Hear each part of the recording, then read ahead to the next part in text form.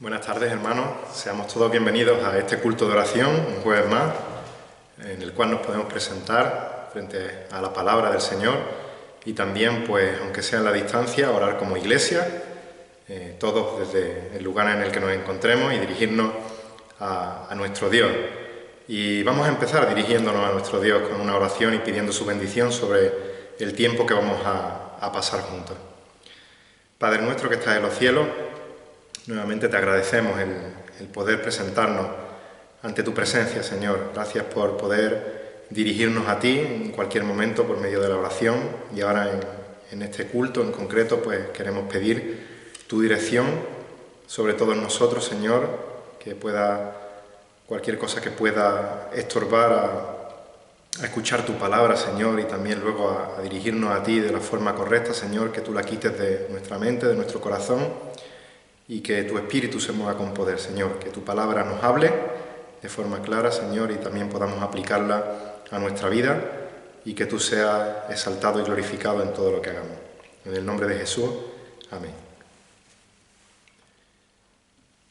Todos nosotros en algún momento en las noticias, o tristemente a lo mejor lo hemos vivido o lo habéis vivido en primera persona, pero todos hemos visto en algún momento lo que es una riada, que es un río desbordado, y los efectos tan nefastos que puede tener. Hace poco hemos estado esta semana orando por la tormenta tropical que ha sacudido Honduras y también países de alrededor, y seguimos orando por este país y por los efectos de esta tormenta. Y cuando vemos esta riada, este río desbordado, vemos como hay zonas por las que, digamos, el epicentro, ¿no?, de este río va arrasando con todo lo que pilla por delante y no deja nada en el lugar donde debe de estar. Otra zona, gracias a Dios, la riada pasa cerca, pero no se ven afectadas, por suerte.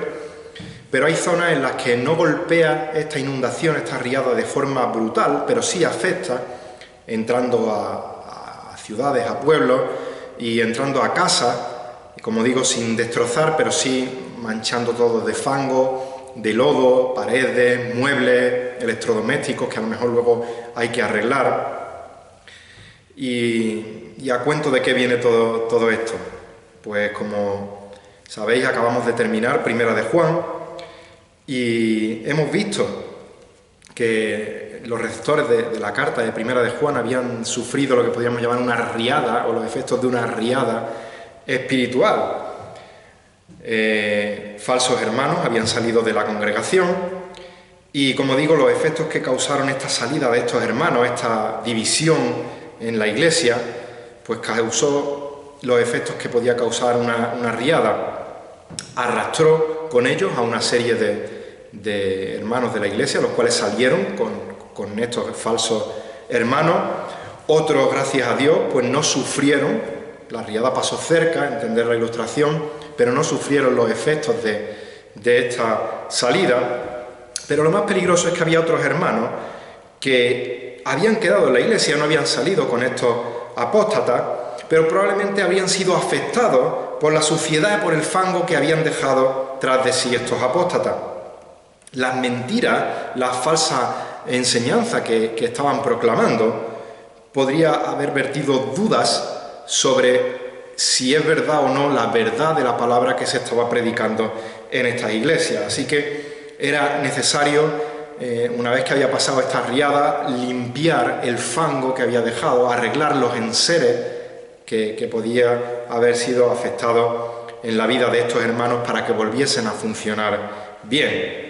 Los falsos maestros que salieron de la iglesia, que vemos en Primera de Juan, continuaron viajando de forma itinerante, aprovechando la hospitalidad cristiana, y mientras iban de iglesia en iglesia o de hogar cristiano en hogar cristiano, aprovechaban para verter sus falsas enseñanzas.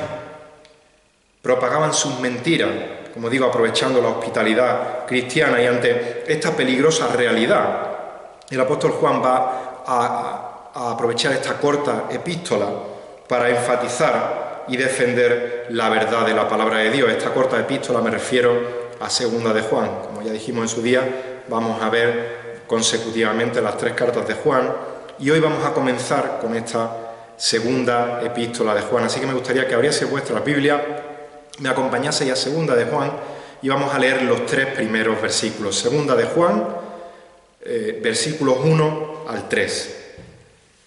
Dice el versículo 1, segunda de Juan: el anciano a la señora escogida y a su hijo, a quienes amo en verdad, y no solo yo, sino también todos los que conocen la verdad, a causa de la verdad que permanece en nosotros y que estará con nosotros para siempre. Gracia, misericordia y paz sean con nosotros de Dios Padre y de Jesucristo, Hijo del Padre, en verdad y amor. Hasta aquí la palabra del Señor.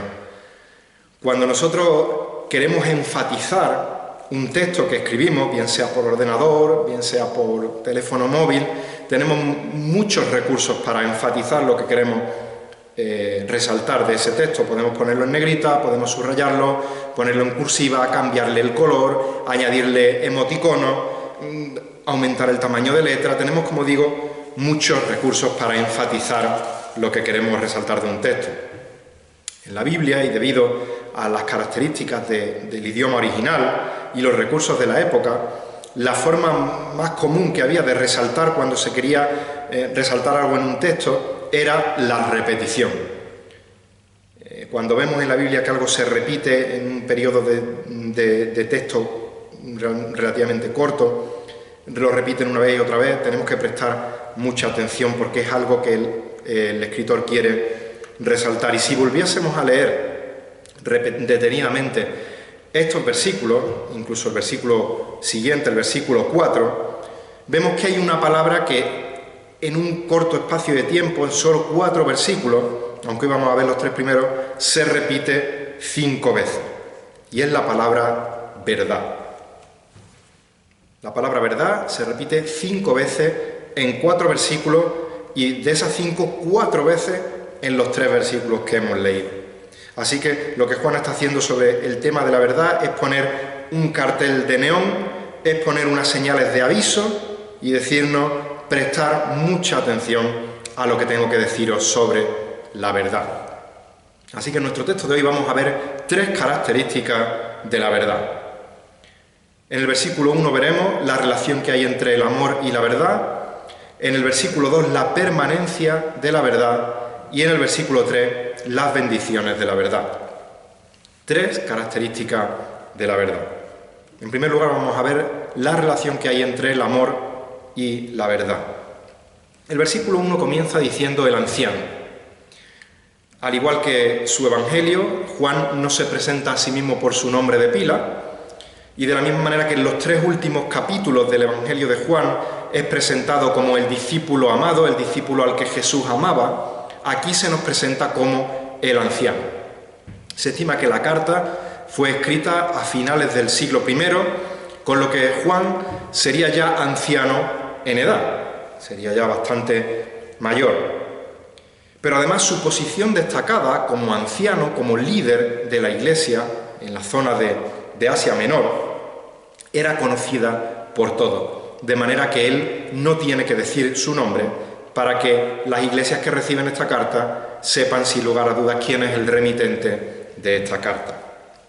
Así que podemos decir que el anciano de edad avanzada, con la experiencia que acarrea todos los años de vida que lleva, desde su posición de autoridad como líder, como anciano de la Iglesia, escribe esta segunda epístola de Juan. Y Juan, después de presentarse a sí mismo, se dirige a la señora escogida y a sus hijos. No hay un acuerdo entre los comentaristas en cuanto a la identidad de esta señora y de su hijo. Algunos opinan, consideran, interpretan que se está refiriendo a una persona concreta, a una mujer concreta y a los hijos de esta señora. Y hay otros que opinan, o más que opinan, interpretan a la luz de lo que entienden de la palabra, que se está refiriendo, usando un lenguaje simbólico, un lenguaje metafórico, una personificación, se está refiriendo a una iglesia local y a los miembros de esa iglesia.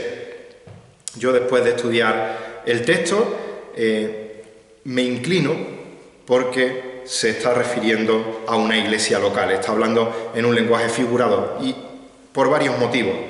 En primer lugar, no es la única vez que el apóstol Juan usa el lenguaje simbólico en sus escritos. Por otra parte, si Juan quiere dirigirse a una mujer concreta, no sé por qué no usa su nombre. Si en la tercera de Juan se dirige a una persona concreta, se dirige a Gayo y le nombra por su nombre propio. Además, en el Nuevo Testamento vemos diversos textos que usan este mismo lenguaje metafórico para hablar de la Iglesia. Por ejemplo, 2 de Corintios 11:2 se menciona a la Iglesia como una virgen pura. Apocalipsis 19:7 se habla de una iglesia o de la Iglesia como la esposa. Y por cierto, la palabra señora en este texto, en 2 de Juan, versículo 1, literalmente significa esposa del Señor, por lo que tiene sentido que le esté escribiendo a una iglesia la cual es esposa del Señor. También Juan se dirige a esta señora como la escogida.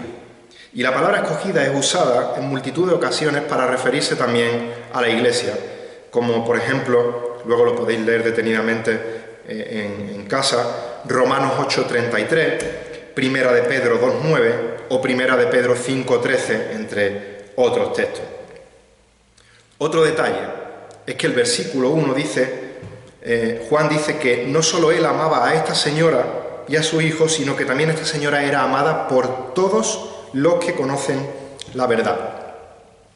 Hoy en día, con las redes sociales, con internet, podemos darnos a conocer a mucha gente sin movernos de casa, pero en aquella época no era tan fácil que una mujer concreta fuese conocida por todos los que conocen la verdad, por todos los creyentes. En cambio, sí sería más lógico que una iglesia local fuese conocida y amada por otras iglesias locales. Por último, si os fijáis, al final de esta corta epístola, Juan se despide diciendo: te saludan los hijos de tu hermana escogida, lo cual, aunque sin ningún problema podría entenderse como que los sobrinos de esta mujer le están saludando, están mandando saludos de parte de ellos por medio de Juan, también es lógico entender que se esté refiriendo de manera simbólica a los hermanos en la fe de una iglesia local que están saludando a los hermanos en la fe de otra iglesia local. De todas formas, sea que se esté refiriendo a una mujer concreta y a los hijos de esta señora, a una cristiana concreta, o sea que se esté refiriendo a una iglesia local, la aplicación es la misma para todos los creyentes. Sigue el versículo 1 diciendo: a quienes amo en verdad.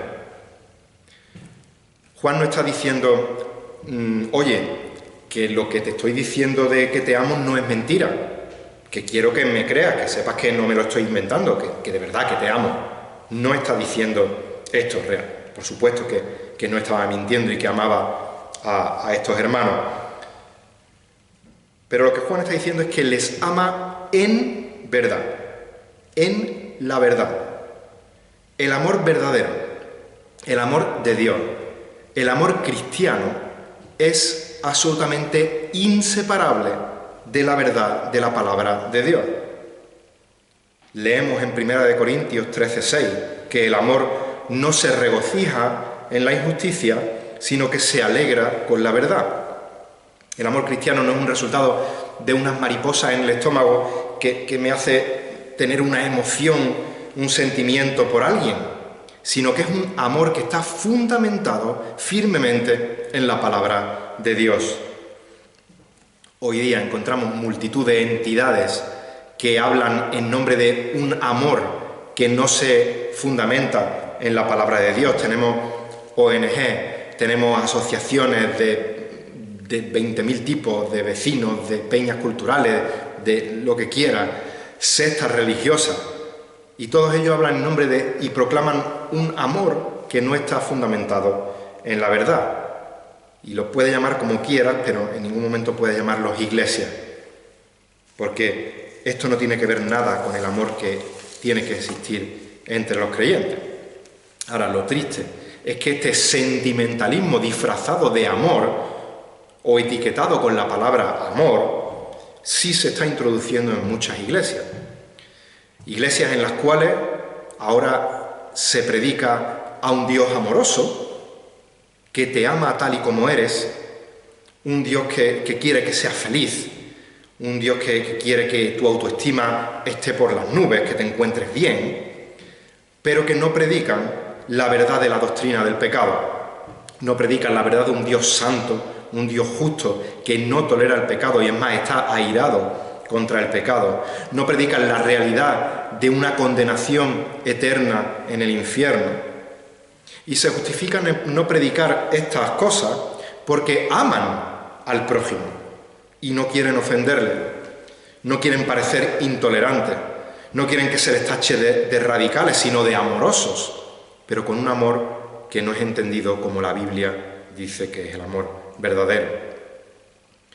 Y además no predicar todo el consejo de Dios, no proclamar todas las doctrinas que aparecen en la palabra de Dios por no ofender al pecador, no es amar más al prójimo, sino demostrar todo lo contrario, que no le amas absolutamente nada. ¿Por qué? Porque no te importa absolutamente nada el destino final de esas almas a quienes les predican. Mira, sí, y habéis escuchado esta ilustración otras veces a otras personas, pero si un médico detecta una enfermedad mortal en ti, la cual tiene cura, pero el tratamiento es muy doloroso y encima la medicina sabe asquerosa, ¿a ti no te gustaría que el médico te ocultase la verdad de que te estás muriendo, pero hay una solución a tu enfermedad?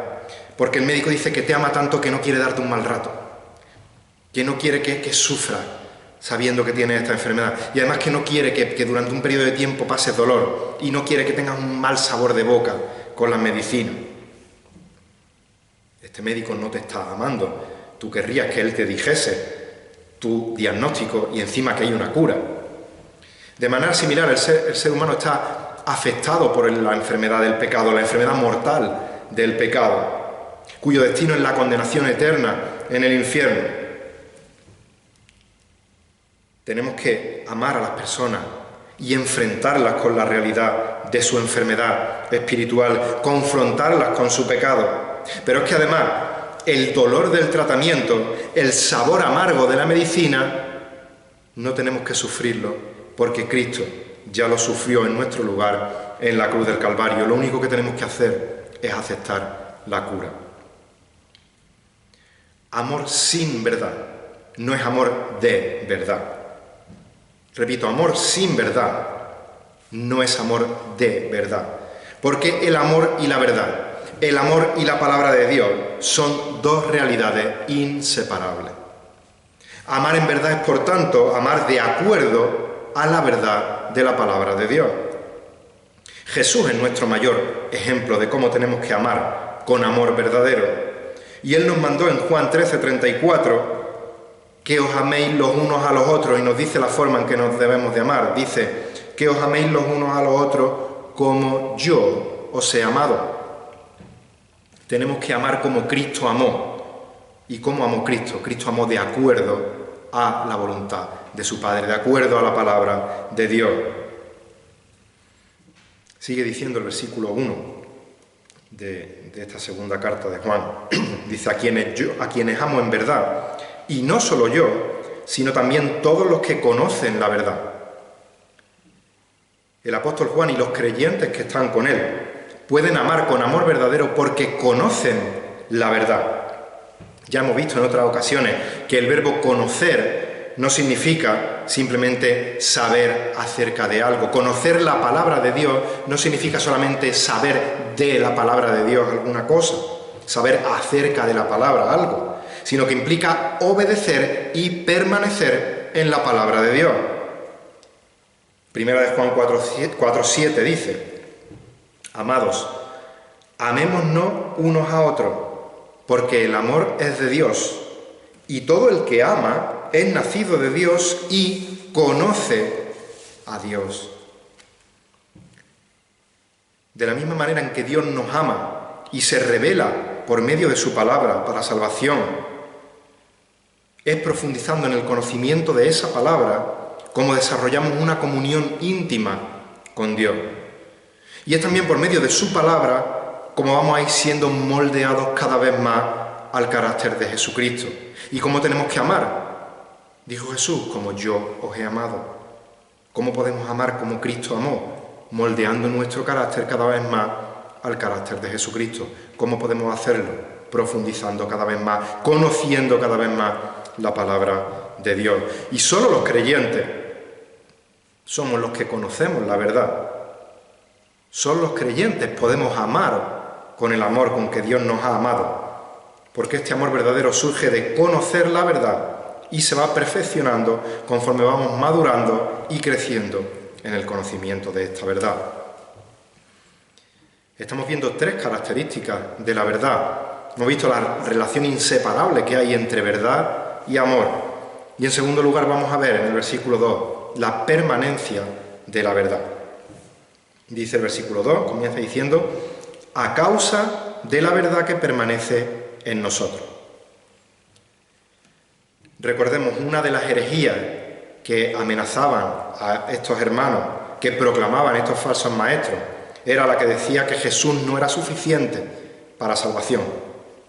Que aunque Él declaró, yo soy el camino y la verdad y la vida, y nadie viene al Padre sino por mí, Juan 14:6, esto no era cierto porque había un conocimiento superior, un conocimiento místico, un conocimiento más elevado, al cual solo unos pocos iniciados podían llegar a conocer y llegar a alcanzar esa verdad. Recordemos también que con la ilustración que hemos visto al principio con la riada, hermanos que habían salido de la iglesia habían producido una división en la misma iglesia. Y esos falsos hermanos no solo podían haber creado dudas en las verdades que se predicaban en la iglesia, sino que además podían haber alegado que se habían marchado de la iglesia porque en esa iglesia no había amor. Y para evitar dudas desde dentro de la iglesia, para evitar murmuraciones y falsas enseñanzas desde fuera de la iglesia, Juan aclara que el verdadero amor ama a causa de la verdad. Y si quedara alguna duda, nos va a decir en el versículo 10 que el verdadero amor no recibe ni saluda a la mentira.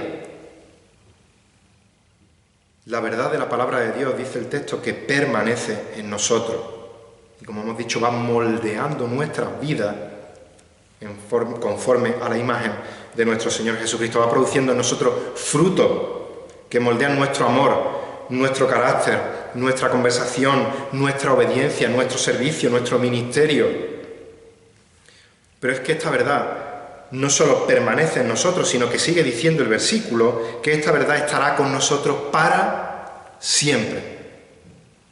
La verdad de Dios no solo vino a nosotros para salvarnos, la verdad de Dios no solo permanece con nosotros una vez que somos salvos, sino que la verdad de Dios permanecerá con nosotros para siempre, por la eternidad. Por eso Jesús dice en Mateo 24:35, el cielo y la tierra pasará, mas mis palabras no pasarán. Salmos 119, 160, dice, la suma de tus palabras es verdad, y cada una de tus justas ordenanzas es eterna. La verdad no cambia, es para siempre, permanece y permanece para siempre. Primera de Pedro 1:25, mas la palabra del Señor permanece para siempre. Y dice, y esta es la palabra que os fue predicada. Pero Juan no solo nos está mostrando la realidad de que Dios es verdad, de que Él nunca cambia y que por tanto su palabra jamás cambiará, gloria a Dios por ello, sino que también nos está diciendo que esta verdad estará con nosotros por la eternidad.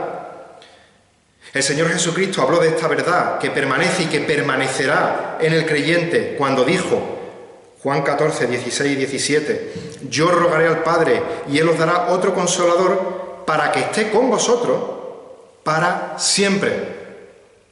¿Y quién es este consolador? Dice, el Espíritu de verdad, a quien el mundo no puede recibir porque ni le ve ni le conoce, pero vosotros sí le conocéis porque mora con vosotros y estará en vosotros. Permanece ahora y permanecerá para siempre. No solo conocemos la palabra de Dios, sino que cuando Dios nos salva por medio de su palabra, la propia verdad, el Espíritu de verdad, viene a morar en nosotros y va a permanecer con nosotros para siempre. Pero hay una realidad más gloriosa aún que el Espíritu de verdad more en nosotros, y es que un día, cuando estemos en la presencia del Señor, vamos a permanecer con Él para siempre. Y Él es la verdad encarnada. Él es el camino, la verdad y la vida. Y un día le veremos cara a cara y permaneceremos con Él por toda la eternidad. Es una promesa maravillosa y tenemos la certeza de que es verdad. Estamos viendo tres características de la verdad. En primer lugar, hemos visto la relación inseparable que hay entre amor y verdad. En segundo lugar, hemos visto la permanencia de la verdad. Y en tercer lugar, vamos a ver las bendiciones de la verdad. Versículo 3. Gracia, misericordia y paz sean con nosotros.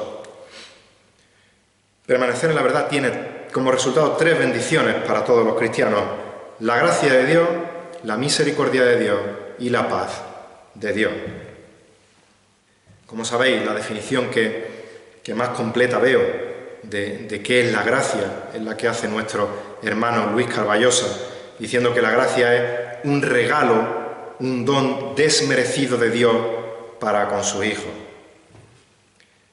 La gracia es un regalo que Dios nos da, que no solamente es inmerecido, porque no lo merecemos ese regalo, sino que también es desmerecido, porque nos da justo lo contrario a lo que sí merecemos. Nosotros merecemos una condenación eterna en el infierno, y no solo no nos la da, sino que es que además nos da una eternidad con Él en el cielo, en la gloria. Por su parte, misericordia, aunque está relacionada, pero no es lo mismo. Misericordia es no recibir lo que sí merecemos. Merecemos que la ira de Dios caiga fulminantemente sobre nosotros al instante, pero Dios no lo hace, no nos da lo que sí merecemos, porque ya descargó su ira sobre su Hijo amado, el cual pagó en la cruz del Calvario por nuestras culpas. Mirad, hermanos, yo ahora mismo estoy predicando frente a una cámara de vídeo, y lo único que veo es una pantallita al lado de la cámara en la cual me veo a mí mismo. Yo aseguro que me estoy predicando a mí mismo el primero.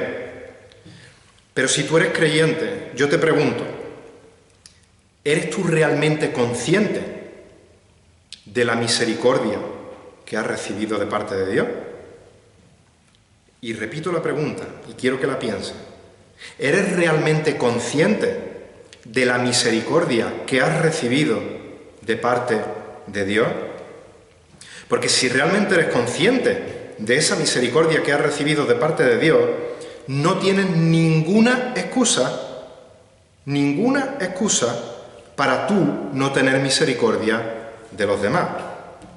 Hay quien se justifica diciendo, es que no tienes ni idea de lo que fulano o mengano me ha hecho, o me ha dicho, o me hizo, o me dijo, y tiene razón, yo no tengo ni idea. Pero sí sé lo que tú le has hecho a otro. Y te estoy hablando a ti. No mires a quien tienes a tu lado sentado, y si estás solo, en tu casa o donde estés escuchando este mensaje y no tienes a nadie a tu alrededor, no pienses, qué bien le viene esta predicación a fulanita, menganito, a ver si se lo aplica en su vida, porque te estoy hablando a ti. Yo sí sé lo que tú le has hecho a otro. Yo sé lo que tú le has hecho al Señor Jesucristo. Y lo que tú le has hecho al Señor Jesucristo es colgarlo en una cruz. Es colgarlo en la cruz del Calvario. ¿Y cómo lo sé? ¿Porque soy muy listo? No. Porque es que yo lo he hecho también. Y todos los creyentes lo hemos hecho también. Mi pecado, tu pecado, colgaron al Señor Jesucristo en la cruz del Calvario. Pero dice Primera de Juan 4:10 que en esto consiste el amor. No en que nosotros hayamos amado a Dios, sino en que Él nos amó a nosotros y envió a su Hijo como propiciación por nuestros pecados. Cristo me amó a mí, y Cristo me perdonó a mí, y Cristo tuvo misericordia de mí, y Cristo te amó a ti, Cristo te perdonó a ti, y Cristo tuvo y tiene misericordia de ti.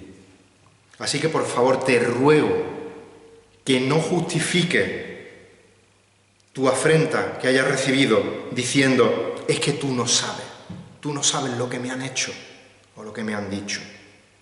Mi querido hermano, mi amada hermana, no guardes rencor dentro de tu corazón contra nadie. Si alguien ha pecado contra ti, y somos pecadores, y yo peco contra mis hermanos, si alguien ha pecado contra ti, ten misericordia de él. Si he sido yo, ten misericordia de mí. Perdónale incluso antes de que vaya a pedirte perdón. Perdónale incluso aunque nunca vaya a pedirte perdón. Recuerda la parábola de los dos deudores de Mateo 18. Recuerda que la ofensa que tú has hecho ante Dios es una ofensa infinitamente mayor a cualquier ofensa que puedan hacerte a ti. Y que frente a esa ofensa has recibido una misericordia infinita. Así que ten misericordia de los demás. La tercera bendición que procede de la verdad es la paz.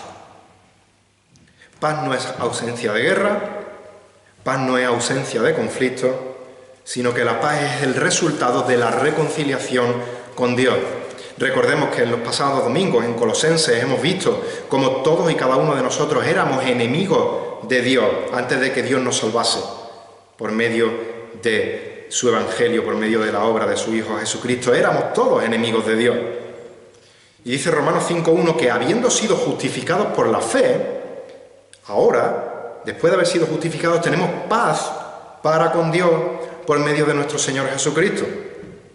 Cristo murió por mis pecados, yo soy declarado justo delante de Dios, no porque yo sea justo, sino porque la justicia perfecta de Dios es imputada en mí. Y ahora Dios me ve a través de la justicia perfecta de su Hijo.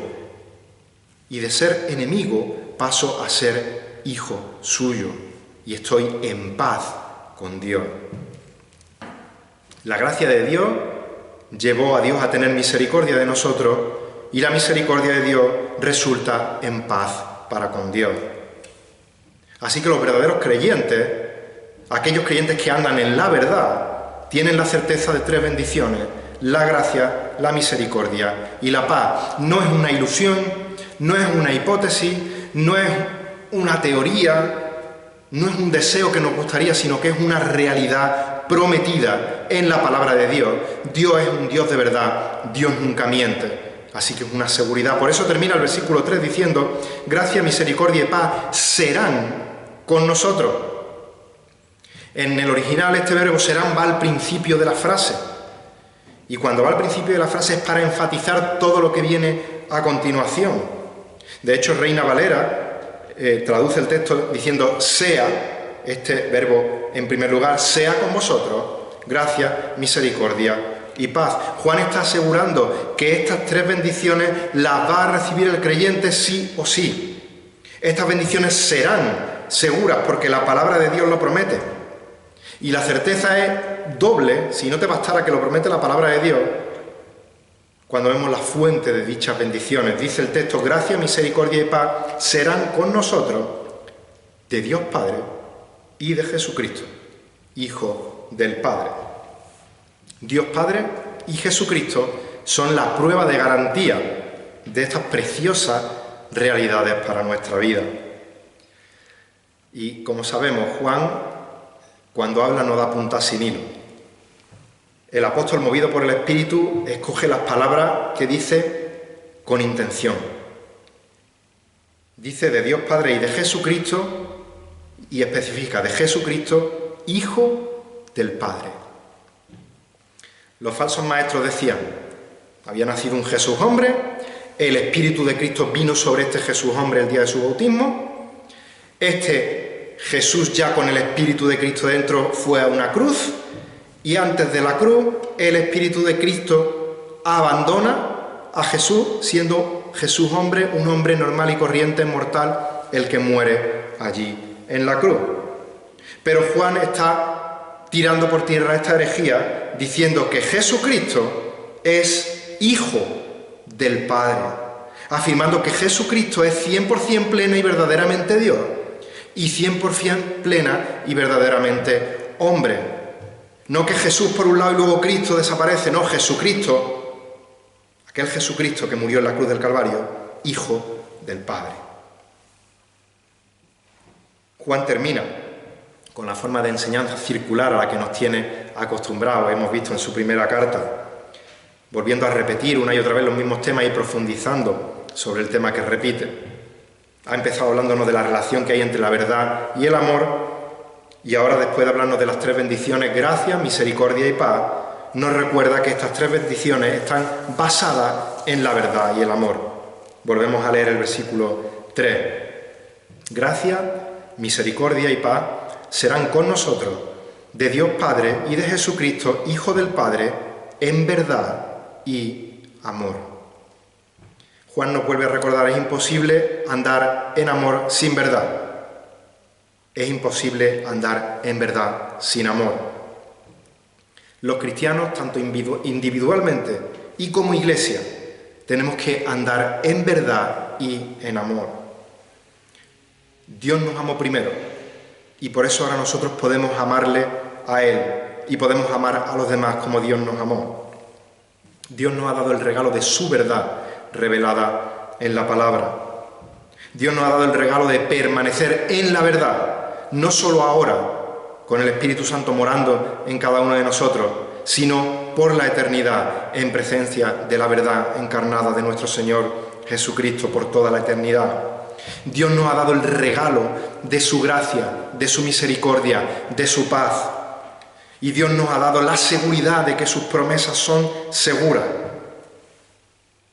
Mis queridos hermanos, que el Señor nos ayude a descansar en estas promesas y a luchar firmemente por la verdad, sin ceder con esta verdad, sin hacer concesiones, predicando todo el consejo de Dios, sin añadir, sin quitar, sin diluir, sin cambiar, sin alterar, aunque sea ofensivo para quienes oigan. Porque un día nosotros fuimos ofendidos por la palabra de Dios. Un día fuimos confrontados con la suciedad de nuestro pecado. Y el Espíritu Santo obró con poder por medio de la palabra, por medio de esa ofensa, para destruir nuestra sabiduría, para echar a un lado nuestros argumentos, para tirar por tierra nuestras excusas y que de esa forma pudiéramos caer al suelo humillados frente a un Dios santo. Y después de caer humillados, levantarnos y salir corriendo arrepentidos por nuestros pecados hacia la cruz de Cristo y aceptar a Cristo como nuestro Señor y como nuestro Salvador. Mis queridos hermanos, que el Señor nos guíe a vivir vidas que estén a la altura de nuestro llamamiento, que anden en la verdad, que amen en la verdad, que proclamen la verdad y que den la gloria y la honra al único que es verdad y es merecedor de la gloria y de la honra en verdad, a nuestro Dios y a nuestro Señor Jesucristo. Que el Señor bendiga su palabra. Amén.